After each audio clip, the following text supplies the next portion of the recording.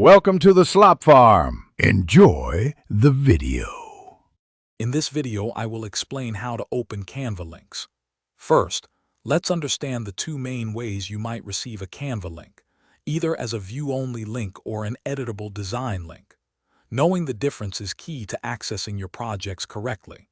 We'll walk through each scenario, ensuring you can always open and interact with your Canva designs, whether for viewing or for collaborative editing. It's a straightforward process once you know the steps.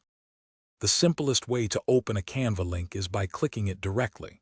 Whether it's in an email, a chat message, or a document, a single click will typically open the design in your default web browser. If you're not already logged into Canva, the platform might ask you to sign in or create an account. This ensures you have the necessary permissions to view or edit the design, depending on how the link was shared with you.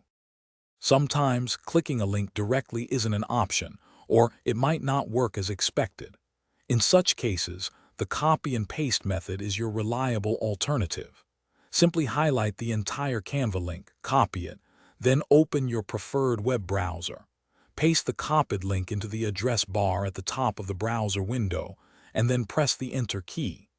This action will take you directly to the Canva design, just as if you had clicked it. If you encounter issues opening a Canva link, don't worry. There are a few quick troubleshooting steps. First, confirm you have a strong and stable internet connection.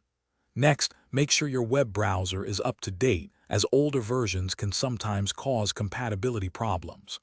Also, double-check that the link you're using is complete and hasn't been cut off. If it's an editable link, ensure you're logged into the correct Canva account. Thanks for watching. Consider subscribing if we helped you today.